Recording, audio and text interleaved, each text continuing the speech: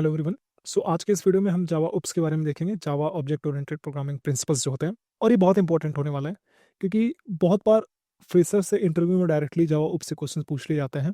और उसके साथ ही साथ जब आप किसी कंपनी में काम करते हो एज अ सॉफ्टवेयर डेवलपर, आप अपने डेली लाइफ में डे बाई डे आप कहीं ना कहीं ओप्स के हर एक प्रिंसिपल्स को इंटरेक्ट कर रहे होते हो, यूज़ कर रहे होते हो। ठीक है, तो बहुत इंपॉर्टेंट होने वाला है आज का वीडियो। आपको बहुत ही ध्यान लगा करके आपको बने रहना है हमारे साथ में। तो देखिए, सबसे पहले समझते हैं कि ओप्स की ज़रूरत क्या पड़ी। ऑब्जेक्ट ओरिएंटेड प्रोग्रामिंग जो प्रिंसिपल्स हैं, उसकी ज़रूरत क्या है। तो देखो, बहुत पहले जब सी लैंग्वेज में हम कोड लिखा करते थे, तो सी लैंग्वेज आपका एक प्रोसीजरल अप्रोच था। उसमें आप स्टेप बाय स्टेप फंक्शंस बताते थे कि आपको क्या करना है वगैरह वगैरह।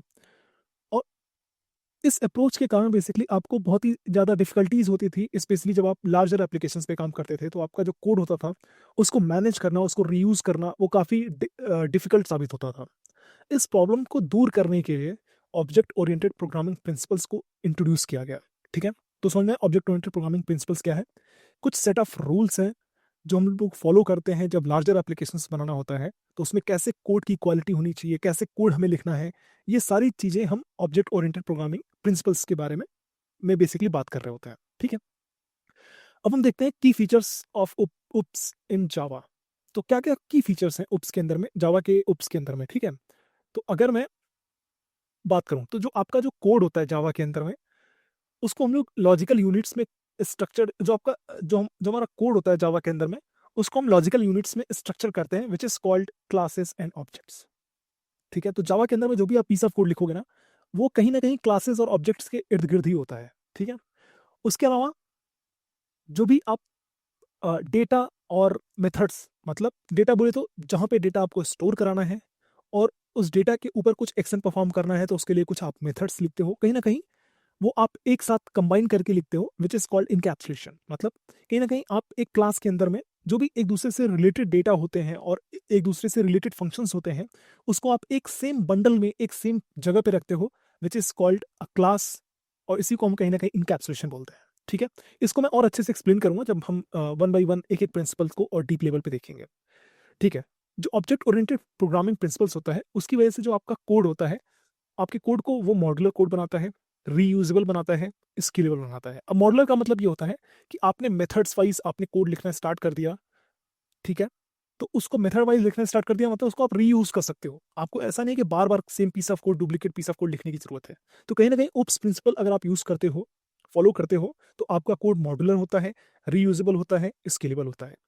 और उसके अलावा जो मेन इंपॉर्टेंट फीचर होता है, prevents unauthorised access to data. मतलब आप जो डेटा एक्सेस है, उसको कहीं ना कहीं अनऑथराइज डेटा एक्सेस को प्रिवेंट करते हो via using of OOPS principle. ठीक है, उसके अलावा जो मेन सबसे ज्यादा इंपॉर्टेंट पॉइंट है, फॉलो द ड्राई। ड्राई बोले तो don't repeat yourself principal.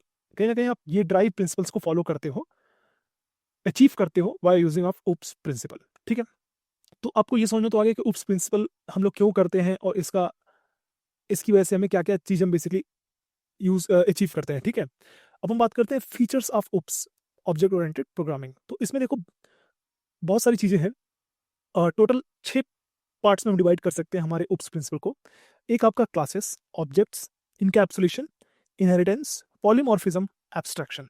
और हर एक पॉइंट काफी इंपॉर्टेंट है, हर एक प्रिंसिपल बहुत इंपॉर्टेंट है, इसलिए आपको ध्यान से देखना है। सारे प्रिंसिपल को एक वीडियो में कवर करना कहीं ना कहीं वीडियो की लेंथ बड़ी हो जाएगी, इसलिए हम कोशिश करेंगे कि इसको कई पार्ट्स में डिवाइड कर लें। ठीक है, तो स्टार्ट करते हैं सबसे पहले क्लास। ठीक है, क्लास मतलब ब्लूप्रिंट। अब देखो क्लास होता क्या है। ठीक है, तो क्लास का मतलब ये होता है, सबसे पहले अगर हम बात करें कि जो डेटा टाइप होता है, कहीं ना कहीं आप हर एक सॉफ्टवेयर में कहीं ना कहीं डेटा आप स्टोर करने की बात करते हो और डेटा को गेट करने की बात करते हो, डेटा को एक्सेस करने की बात करते हो। तो जब अगर आपको याद होगा तो जो आप सी में अगर आप कोड लिखते थे, तो अगर आपको कुछ इन्फॉर्मेशन स्टोर करानी है, तो आप प्रिमिटिव डेटा टाइप की बात कर रहे होते थे। प्रिमिटिव डेटा टाइप की बात कर रहे होते थे, जैसे इंट हो गया आपका, फ्लोट हो गया आपका, राइट।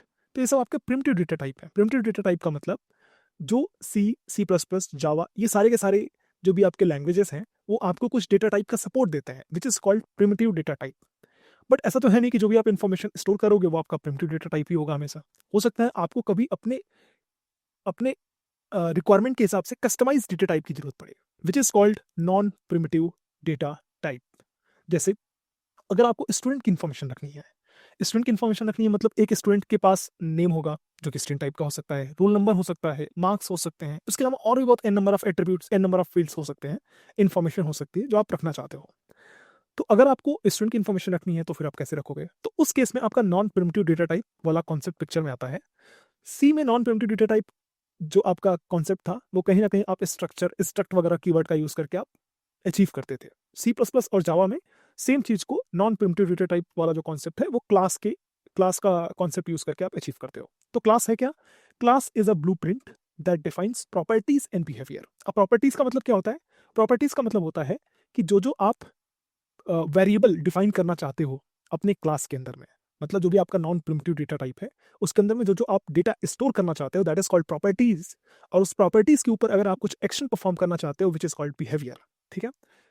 तो जो भी चीज आपका प्रॉपर्टीज और बिहेवियर उसका अगर ब्लूप्रिंट, उसका एक टेम्पलेट बना ले हम कि भाई ये मेरा क्लास है स्टूडेंट, स्टूडेंट मेरा एक टेम्पलेट है। अगर किसी को भी स्टूडेंट स्टूडेंट का ऑब्जेक्ट बनाना है या स्टूडेंट स्टूडेंट डेटा टाइप बनाना है, मतलब उसको कहीं ना कहीं उसको नेम स्टोर करना पड़ेगा, रोल नंबर स्टोर करना पड़ेगा, मार्क्स स्टोर करना पड़ेगा। ये सारी चीज आप अपने टेम्पलेट में बता देते हो। तो जैसे ही आपने क्लास लिखा, class is nothing but a blueprint. ठीक है? जैसे रियल लाइफ में अगर एग्जांपल लूं, स्टूडेंट की इन्फॉर्मेशन स्टोर करानी है तो उसमें प्रॉपर्टीज आपका नेम हो गया, रोल नंबर हो गया, मार्क्स हो गया, बिहेवियर आपका स्टडी या गिव एग्जाम ऐसा करके कुछ बिहेवियर, कुछ एक्शंस आप लिख सकते हो। एक्शन बोले तो कुछ मेथड्स आप डिक्लेयर कर सकते हो अपने क्लास के अंदर में। तो सिंपल रखते हैं। स्टूडेंट क्लास के अंदर में आपके पास 3 प्रॉपर्टीज हैं as of now, name, roll number, marks. अब जैसे आपने ये लिखा तो इससे हुआ क्या? अगर मान लो आप ये नहीं लिखते और आपको अगर स्टूडेंट की इन्फॉर्मेशन स्टोर करानी होती तो जैसे ही आप स्टूडेंट लिखते, राइट, जावा बोलता कि भाई मुझे पता ही नहीं है स्टूडेंट क्या है, क्योंकि मेरे अंदर तो मैं स्टूडेंट को समझता ही नहीं हूँ कुछ, मेरे लिए तो कोई स्टूडेंट नाम का प्रिमिटिव डेटा टाइप नहीं है।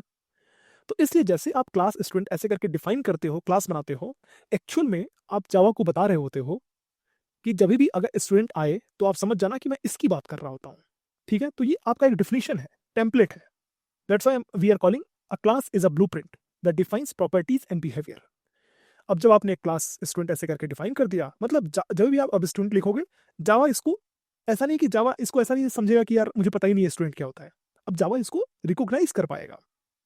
बट ऐसा नहीं कि अब आपका मेमोरी के अंदर में कुछ स्पेस ले लिया, ये नहीं। So class don't occupy memory, it's just design. मतलब जो आपका जेवीएम होता है, जेवीएम के अंदर क्या होता है? जेवीएम जो होता है वो बेसिकली रैम ही तो होता है। रैम के ऊपर आपका जेवीएम लेट सपोज बन गया है। अब इसके अंदर 2 पार्ट्स होते हैं, हमें पता है, स्टैक और हीप, राइट? तो अगर हमने क्लास डिक्लेयर बनाया ना, क्लास डिफाइन किया, इसका मतलब कि वो हीप में या स्टैक में या किसी भी रैम वाले एरिया में कुछ मेमोरी ऑक्यूपाई करके नहीं रखेगा।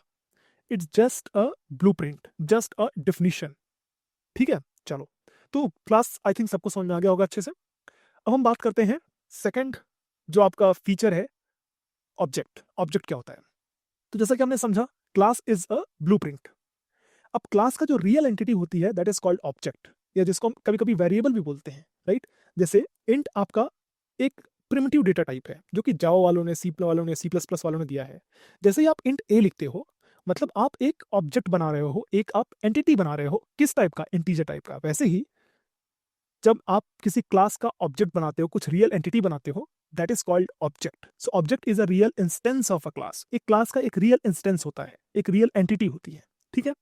अब जैसे देखो, आपने ये स्टूडेंट नाम का जो क्लास बनाया था, उससे जावा को तो समझ में आ गया कि भाई ठीक है, एक स्टूडेंट नाम का कीवर्ड का मतलब क्या है, उसको समझ में आ गया।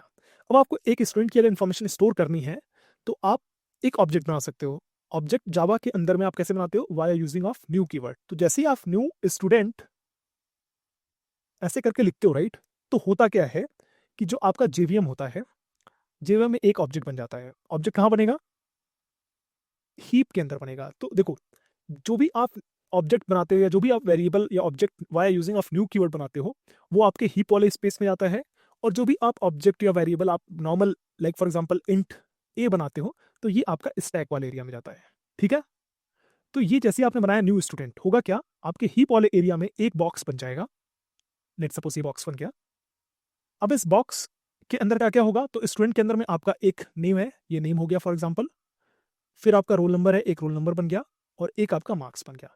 ठीक है? तो जैसे ही आप न्यू स्टूडेंट लिखोगे ना, तो जो आपका नेम है, लेट सपोज अगर वो 2 बाइट लेता है, एग्जांपल ले रहा हूँ, राइट, रोल नंबर आपका जो है 3 बाइट लेता है फॉर एग्जांपल, मार्क्स आपका 4 बाइट लेता है। इसका मतलब ये जो पूरा ऑब्जेक्ट है ना, 2 + 3 + 4 इतना ये जो ऑब्जेक्ट की साइज हो गई है, ठीक है। अब ये जो ऑब्जेक्ट आपने बनाया है मतलब आपके हीप वाले एरिया में एक बॉक्स बन जाएगा।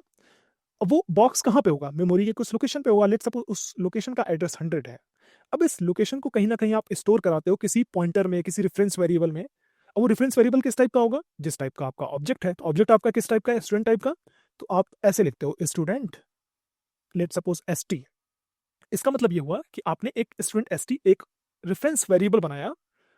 अब ये रेफरेंस वेरिएबल कहाँ बनेगा? चूंकि ये रेफरेंस वेरिएबल तो आपने न्यू कीवर्ड से बनाया नहीं है, तो ये आपका कहाँ बनेगा? ये स्टैक में बनेगा, ST नाम का रेफरेंस वेरिएबल।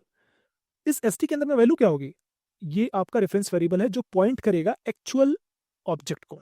इसलिए यहाँ पे जो आपका 100 अगर लेट्स सपोज एड्रेस है, मेमोरी का एड्रेस, तो आपका ST के अंदर में 100 रहेगा। तो एक्चुअल में जो मेमोरी के अंदर में चीजें स्टोर होती है वो ऐसे स्टोर होती है। इतना क्लियर हो गया?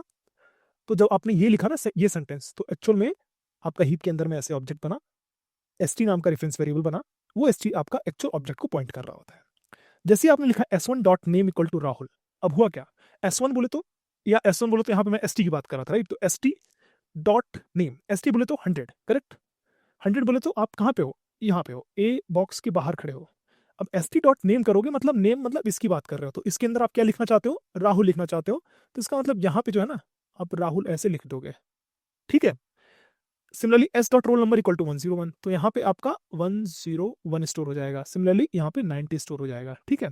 तो ये जैसे ही आपने स्टेटमेंट लिखा, ये आपका एक्चुअल जो डेटा बना था हीप के अंदर में, एक्चुअल जो वेरिएबल के अंदर में आपका ऑब्जेक्ट स्टोर हुआ था, उसमें आपका डेटा अपडेट हो गया, वैल्यू अपडेट हो गई। अब जैसे ही आप system dot out dot println करोगे S1 डॉट नेम, S1 या बोले तो ST बोले तो 100, 100 बोले तो इस बॉक्स की बात हो रही है, डॉट नेम बोले तो इसकी बात कर रहे हो। इसमें क्या वैल्यू पड़ी है? राहुल, तो ये राहुल प्रिंट हो जाएगा। तो यहाँ पे आपका ये राहुल प्रिंट कर देगा, ठीक है। तो new keyword allocate memory, object lives in heap memory. I think ये क्लियर हो गया ना? ऑब्जेक्ट होता क्या है? तो ऑब्जेक्ट का मतलब is nothing but a real instance of a class. A class is a blueprint, ठीक है। चलो, आई थिंक क्लास और ऑब्जेक्ट अच्छे से क्लियर हो गए होंगे। अब हम चलते हैं थर्ड जो आपका पिलर है, विच इज कॉल्ड इनकैप्सुलेशन, जिसको हम लोग डेटा हाइडिंग भी बोलते हैं। Encapsulation means combining data and the functions in a single unit called class. तो जो आपका एक क्लास होता है, राइट, जब आप क्लास एक लिखते हो, तो जावा में हम बोलते हैं कि क्लास के अंदर में जो भी आपका प्रॉपर्टीज है और जो भी आपके फंक्शंस हैं, वो आप एक दूसरे से जो रिलेटेड प्रॉपर्टीज और फंक्शंस हैं उसको कंबाइन आप एक क्लास के अंदर में रखते हो, ठीक है। एक सिंगल यूनिट में रखते हो which is called a class. और ऐसा क्यों करते हो उसके बारे में आप समझते हैं। तो वो आप ऐसा इसलिए करते हो ताकि आप डेटा हाइडिंग को अचीव कर पाओ। अब डेटा हाइडिंग क्या है? So encapsulation is achieved by making variable as a private and access via getter setter method. तो देखो, अब होता क्या है, जैसे मान लो स्टूडेंट है, स्टूडेंट के अंदर में आपको मार्क्स स्टोर कराने हैं। स्टूडेंट के अंदर में लेट सपोज आप मार्क्स मेंटेन करते हो। अब अगर आप इसको प्राइवेट नहीं बनाते हो, मतलब ये आप कहीं से भी एक्सेस कर सकते हो। मतलब अगर कोई बंदा student ST equal to new student ऐसे करके ऑब्जेक्ट बनाता है और ST डॉट मार्क्स के अंदर में -100 स्टोर कराता है, तो वो स्टोर हो जाएगा। क्यों? क्योंकि आपने मार्क्स को प्राइवेट नहीं बनाया था। तो इसका मतलब आप बाहर से एक्सेस कर पा रहे थे, डेटा हाइड नहीं था, डेटा कहीं से भी एक्सेस हो जा रहा था, और यूजर उसमें कुछ भी अनसेंड वैल्यू डाल सकता है। इस चीज से बचने के लिए, इस प्रॉब्लम से बचने के लिए इनकैप्सुलेशन कॉन्सेप्ट क्या बोलता है कि जो भी वेरिएबल आप चाहते हो कि बाहर से डायरेक्टली एक्सेस ना हो, उसको आप प्राइवेट बना दो, ताकि वो उस क्लास के बाहर से एक्सेस नहीं हो पाएगा। अगर उस वेरिएबल को कोई एक्सेस करना चाहता है तो वो एक्सेस करेगा via using of getter setter method, या कोई पब्लिक मेथड का यूज करके आप एक्सेस कर पाओगे। तो आपने एक मेथड डिक्लेयर किया कि भाई अगर कोई इस स्टूडेंट के लिए, जो भी आपका स्टूडेंट है, उस ऑब्जेक्ट में अगर कोई मार्क्स असाइन करना है तो वो डायरेक्टली नहीं यूजर कर सकता है, इस मेथड को कॉल करके ही कर सकता है। तो यहाँ पे आप अपना चाहो तो अगर लॉजिक लिखना चाहो तो लिख सकते हो कि भाई अगर मार्क्स कोई निगेटिव पास कर रहा है, कि let suppose marks is less than 0, इसका मतलब तब आप ये मार्क्स के अंदर में आप अपडेट नहीं करोगे। अगर मार्क्स पॉजिटिव है तभी आप अपडेट करोगे। तो कहने का मतलब ये है कि आप अपने डेटा को प्राइवेट बनाते हो और उसको एक्सेस करते हो आप via using of getter setter method या कुछ पब्लिक मेथड का यूज करके आप एक्सेस करते हो। इससे फायदा क्या हुआ? इससे फायदा ये हुआ कि यूजर कुछ भी चाहेगा तो वो नहीं इसमें डाल सकता है, ठीक है। आपने एक लेयर बना दिया, प्रोटेक्शन बना दिया कि कोई भी बंदा आपके इस इंपॉर्टेंट डेटा को डायरेक्टली एक्सेस करके कुछ इनवैलिड डेटा उसमें इंसर्ट नहीं कर सकता है, ठीक है। इसी को हम बोलते हैं डेटा हाइडिंग। मतलब अपने वेरिएबल्स को, अपने इंस्टेंस वेरिएबल को, आप अपने इंस्टेंस वेरिएबल को प्राइवेट बना लो और उसको आप एक्सेस करो via using of public methods. इससे होता क्या है, आपका डेटा प्रोटेक्टेड रहता है और एक्सेस जो होता है वो कंट्रोल्ड होता है। अब जैसे एक और एग्जांपल के साथ बताता हूँ, ठीक है। जैसे फॉर एग्जांपल मान लो आप एक कोई बैंक के लिए सॉफ्टवेयर बना रहे हो, उसके अंदर एक आपका अकाउंट नाम का डेटा टाइप है जो आप रखना चाहते हो, जिसके अंदर लेट्स सपोज इंट अमाउंट भी रखना चाहते हो। और आप चाहते हो कि जो अमाउंट है ना, या हाँ, अमाउंट जो है वो निगेटिव नहीं हो सकता फॉर एग्जांपल। बट अगर इसको आप प्राइवेट नहीं बनाते तो कोई भी अकाउंट का ऑब्जेक्ट बनाता, डॉट अमाउंट में कुछ भी डाल सकता है। कोई भी यूजर जो उसको उस ऑब्जेक्ट को यूज करेगा, उसके अंदर -100 -200 कुछ भी डाल सकता है। बट जैसे ही आप इसको प्राइवेट बनाओगे और इसको आप रिस्ट्रिक्ट करोगे कि अगर इस अमाउंट को अगर एक्सेस करना है तो आपको इस मेथड का ही यूज करके एक्सेस करना है, लेट्स सपोज गेटर मेथड या सेटर मेथड, तो उसमें आप अपने हिसाब से लॉजिक लिख सकते हो कि भाई अगर कोई बंदा माइनस वैल्यू एंटर करना चाहेगा तो हम अपने अमाउंट को अपडेट ही नहीं करेंगे, ठीक है। तो उससे हुआ क्या, आपका जो डेटा क्वालिटी है ना वो अच्छा रहेगा, जो आपका एक्सेस है वो कंट्रोल्ड है और डेटा आपका प्रोटेक्टेड है। तो इनकैप्सुलेशन समझ में आया क्या? आई थिंक क्लियर हो गया होगा। अब बाकी का जो इनकैप्सुलेशन के अलावा जो आपका इनहेरिटेंस है, पॉलीमॉर्फिज्म है, एब्स्ट्रैक्शन है, इसको हम नेक्स्ट वीडियो में देखते हैं, क्योंकि सब कुछ एक साथ मिक्स करने पे वीडियो की लेंथ डेफिनेटली बहुत बड़ी होगी। चलो बाय।